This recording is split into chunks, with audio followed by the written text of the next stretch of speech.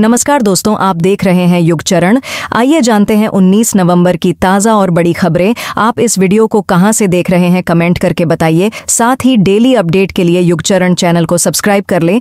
आज की पहली खबर है कि खड़गे बोले, भाजपा और आरएसएस जहर की तरह। कांग्रेस अध्यक्ष मल्लिकार्जुन खड़गे ने रविवार को भाजपा और आरएसएस की तुलना जहरीले सांप से की है। उन्होंने सांगली में चुनाव प्रचार के दौरान कहा, अगर भारत में राजनीतिक रूप से सबसे ज्यादा खतरनाक कोई चीज है तो वो है भाजपा और आरएसएस। वे जहर की तरह हैं। अगर सांप काटता है तो जिस व्यक्ति जिसे काटा गया है की मौत हो जाती है। ऐसे जहरीले सांप को मार देना चाहिए। खड़गे के बयान पर भाजपा ने आपत्ति जताई है। भाजपा प्रवक्ता प्रदीप भंडारी ने कहा, खड़गे का बयान भड़काऊ है और चुनाव आयोग को इसका संज्ञान लेना चाहिए।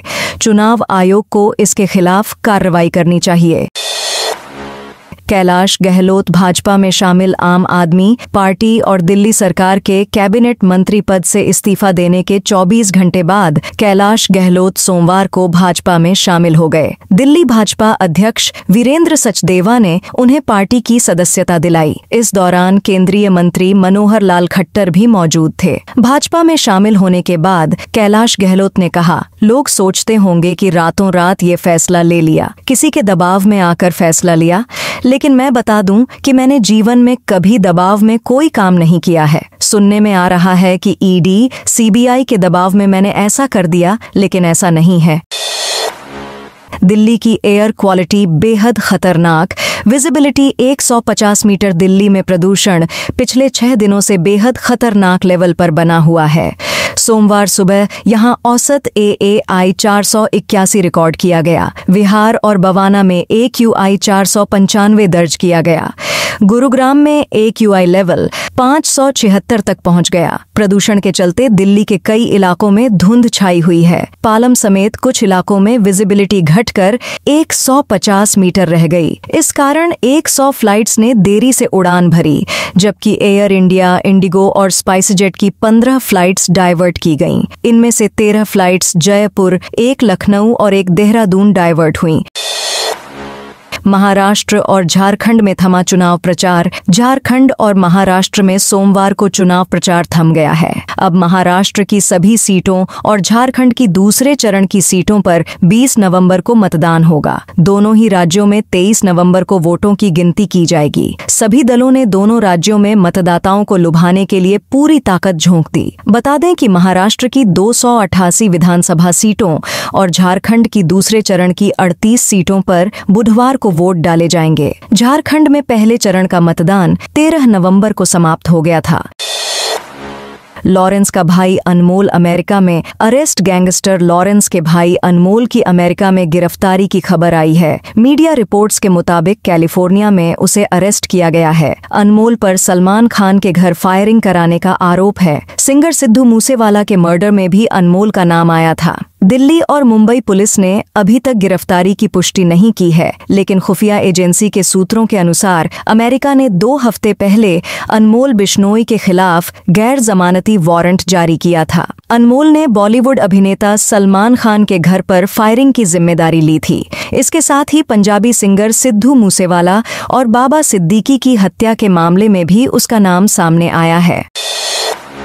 महाराष्ट्र के पूर्व गृह मंत्री अनिल देशमुख पर पत्थर से हमला। महाराष्ट्र के पूर्व गृह मंत्री और एनसीपी शरद गुट के नेता अनिल देशमुख पर सोमवार रात नागपुर के काटोल विधानसभा क्षेत्र में हमला हुआ। अनजान शख्स ने उनके ऊपर पत्थर फेंका, जिससे अनिल देशमुख के सिर में चोट लगी और वे गंभीर रूप से घायल हो गए। अनिल का एक वीडियो भी सामने आया है, जिसमें उनके सिर से खून बहता दिख रहा है। वे तौलिए से अपने सिर को बांधे हुए हैं।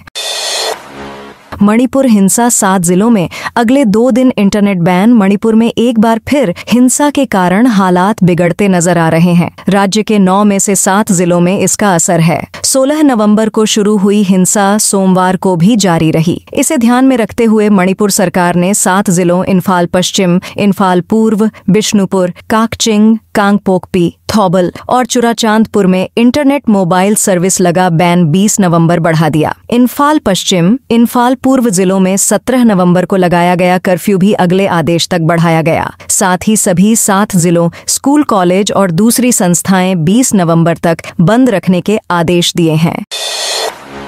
बिहार में कोहरे के कारण 17 ट्रेनें, 6 फ्लाइट लेट। देश में ठंड के साथ साथ कोहरे का असर भी लगातार बढ़ते जा रहा है। बिहार में कोहरे के कारण विजिबिलिटी घटने से 17 ट्रेनें लेट हो गईं। 6 विमानों के टेक ऑफ और लैंडिंग में भी देरी हुई।